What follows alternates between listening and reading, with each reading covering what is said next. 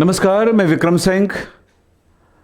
कल तक मैंने आपको परमाणु भार यानी कि एटॉमिक मास बताया। आज मैं बताऊंगा आणविक द्रव्यमान यानी कि मॉलिक्यूलर वेट, मॉलिक्यूलर मास। चलिए हम देखेंगे अणुभार। यहां पर अणुभार को या आणविक द्रव्यमान को हम कैपिटल एम से दर्शाएंगे। ध्यान रखिएगा। तो सबसे पहली बात है कि परमाणु भार याद होगा तभी हम आणविक द्रव्यमान ज्ञात कर सकते हैं। आणविक द्रव्यमान क्या है जस्ट बताऊंगा। जो कल याद कराया था उसको देख लीजिए। जिन बच्चों ने वो वीडियो नहीं देखा इसके पहले वाला, वो एक बार जरूर देख लें। तो यहां पर आपको बताया था मैंने कि परमाणु क्रमांक कैसे याद करते हैं, परमाणु भार कैसे याद रखेंगे, तो वो मैंने यहां पर बताया था परमाणु भार याद रखने के लिए। जैसे हाइड्रोजन 1 नीचे वाला ये परमाणु क्रमांक है। परमाणु क्रमांक को Z से दर्शाते हो और परमाणु भार को A से दर्शाते हो। तो ये कार्बन 612, नाइट्रोजन 714, इस तरह से आपने याद किया था इन तत्वों का ऐसे। अब इनके क्या यूज हैं, अब आगे बढ़ते जाएगा एक एक करके वीडियोस में इनके फायदे होते जाएंगे, इनके बारे में जानकारी देती जाएगी। अब देखे हैं आज आणविक द्रव्यमान ज्ञात करना चाहते हैं तो कैसे करेंगे, ये याद होना जरूरी है। पिछले क्लास से ये होता है, यानी कि वो फर्स्ट लेक्चर हुआ तो ये सेकंड लेक्चर हुआ। इस तरह से लेक्चर वाइज अब आगे बढ़ते जाएंगे, आपको बातें समझ में आती जाएगी। तो यहां पर मैं आपको बता रहा था मॉलिक्यूलर मास। आज मॉलिक्यूलर मास यानी कि इनको कहते हैं आणविक अणुभार। एक ही चीज है, मैं सब बताते जाऊंगा। अणुभार या मॉलिक्यूलर वेट भी कहते हैं इसको।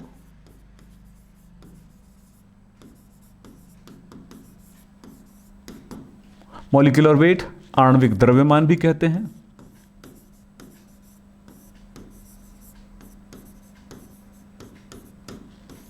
और इसको दर्शाया जाता है कैपिटल एम से। इसके लिए सूत्र क्या होगा आणविक द्रव्यमान, ये लीजिए। आणविक द्रव्यमान is equals to sigma A. Simple सा फॉर्मूला। अब इस फॉर्मूले का मतलब आपको बताता हूं। इसको तो समझ गए और इसका क्या मतलब है, तो इसको शब्दों में लिख रहा हूं। आणविक द्रव्यमान बराबर परमाणु भारों का योगफल।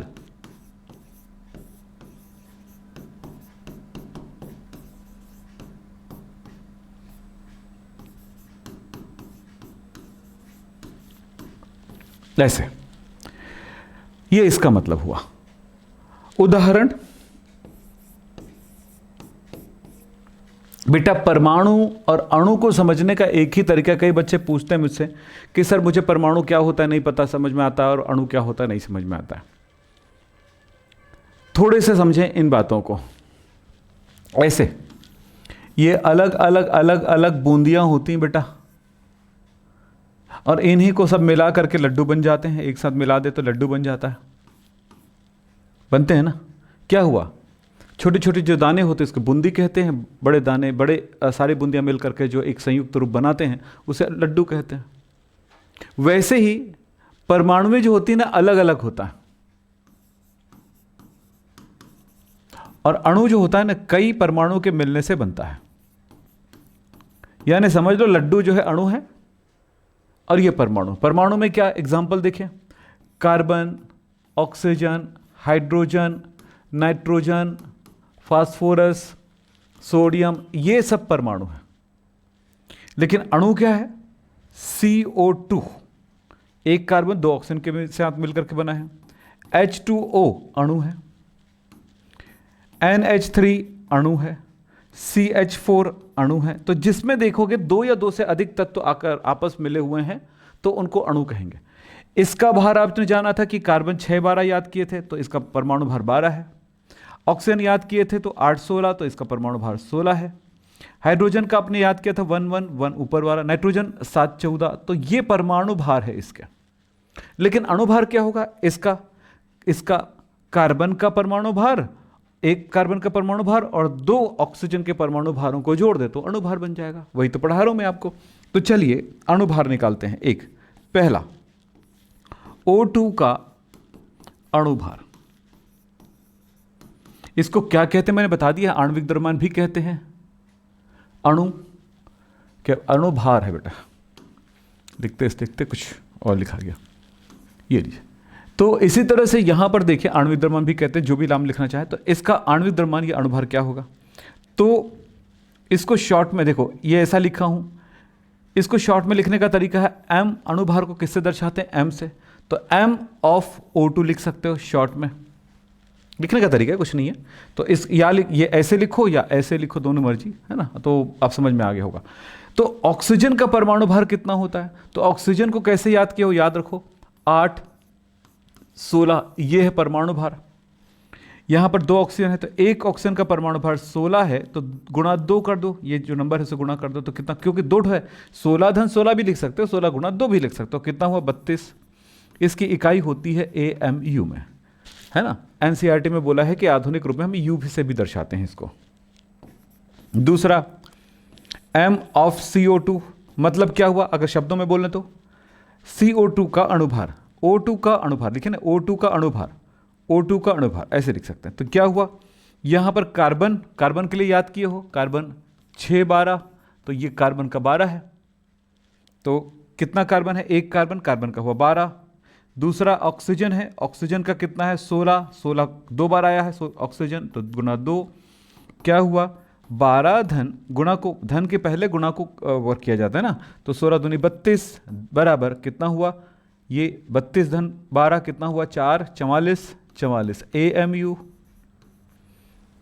इसी तरह से NH3 का कितना होगा, NH3 का M ऑफ NH3 का अणुभार क्या होगा। नाइट्रोजन क्या याद किए हो, नाइट्रोजन 7, 14, तो नाइट्रोजन एक नाइट्रोजन है, तो एक नाइट्रोजन का कितना होगा परमाणु भार, एक का होगा, मतलब 14 होगा, एक है तो 14 धन। हाइड्रोजन का कितना होता है, एक, आपने याद किया है, हाइड्रोजन 1, 1, तो इसका 1 पर मैं गोला लगाया, तो कितना है हाइड्रोजन 1, कितने हाइड्रोजन है 3 × 3 कितना हुआ 14 धन 3 कितना हुआ 17 AMU। और भी एग्जांपल देखिए, प्रश्न कुछ इस तरह हो सकते हैं, निम्नलिखित का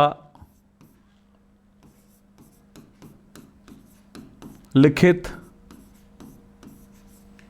यौगिकों का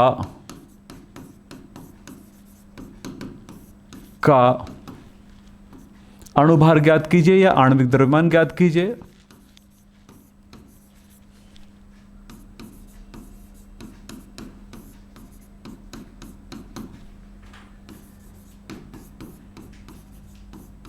इस तरह के प्रश्न हो सकते हैं। आंसर क्या होगा, अरे क्या क्या निम्नलिखित लिखा, तो कौन कौन सा लिख सकते हैं, का एग्जाम्पल मैं दे देता हूं यहां पे। जैसे पहला NaOH, दूसरा C6H12O6, तीसरा NH2CO NH2, चौथा